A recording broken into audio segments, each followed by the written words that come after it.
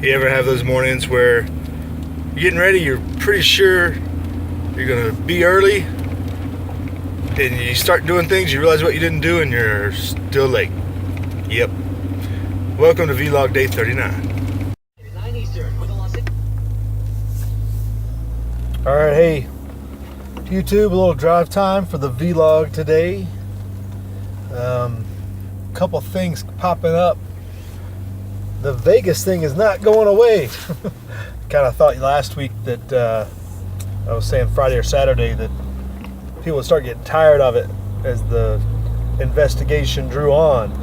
But now the investigators can't even get their story straight. It's caught the attention once again. They are updating the timeline to say that the casino security officer was shot through the door before they were shooting down at people on the strip or down at the concert, which is quite a drastic change and concerning that call didn't go out much quicker from the casino not being able to pinpoint that door within that 9 minutes. Now it really gets suspicious.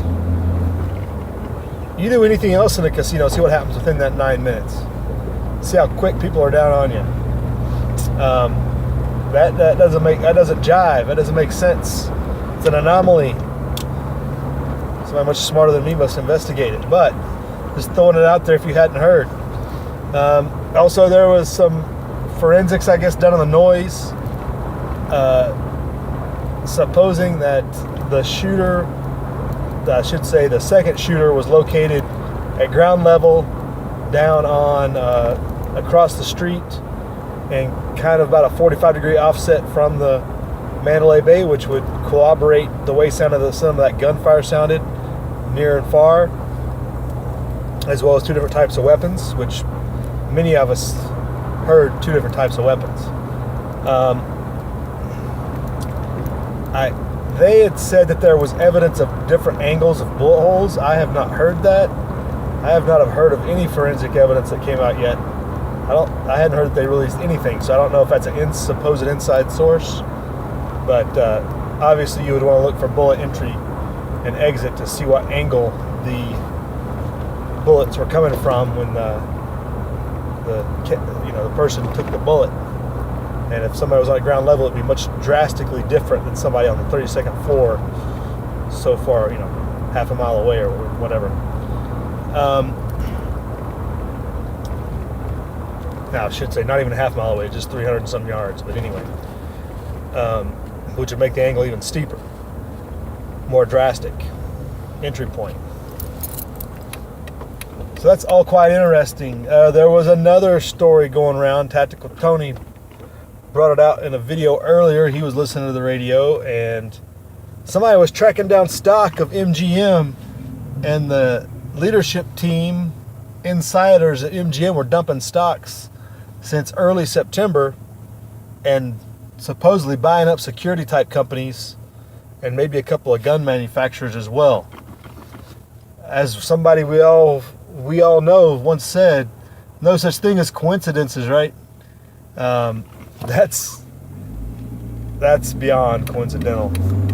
Once again, just like the supposed not getting the timeline straight with the security guard, finding out that all these higher ups and people in the know are dumping stock and buying up other types of potentially profitable stock all before this event is beyond suspicion.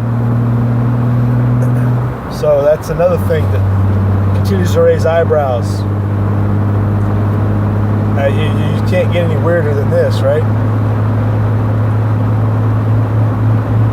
So looking like out there in California, there is a string of fires out in the Bay Area. I guess Santa Rosa is the area in particular. Napa wine country, I think, is affected. Being described as an inferno in some of the news. I haven't seen much video,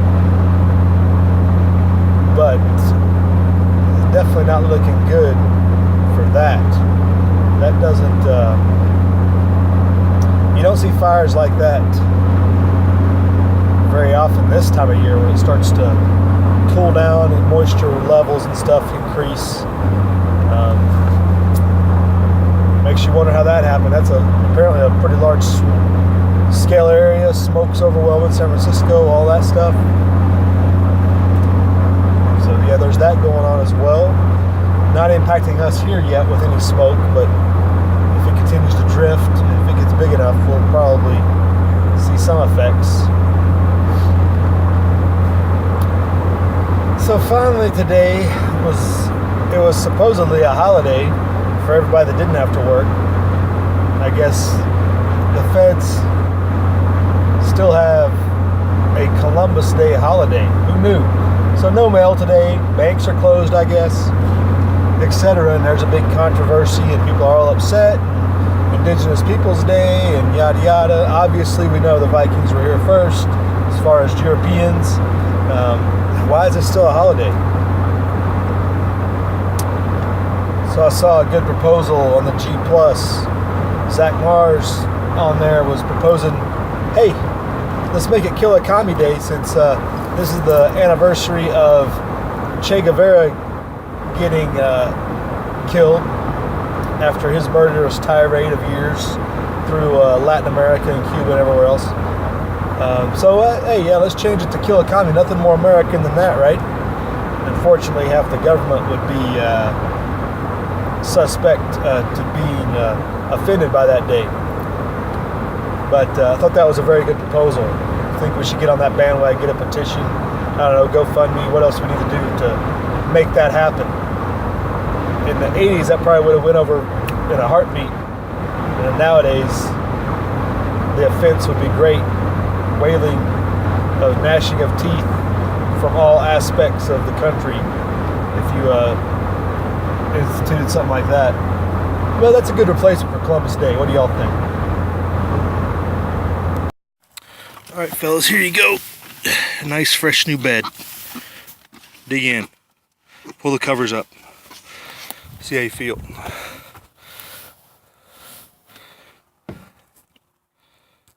A quick fence update. Our hot wire right here, the insulator got broken last week, I should say the weekend, and it was located several feet from the fence, which only supposes that it took quite some force to break that off, and I got to replace an insulator. But the wire hasn't moved since I put it back on the fence. But that might have been a coyote who may have considered the error of his ways. I don't know. But it took quite a effort to break that off, I think. It wouldn't just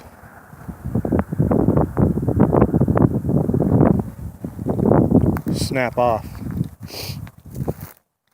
without something considerable hitting it. But we didn't lose any animals or nothing. And who knows what the dogs are doing. Not sure exactly what night it happened, but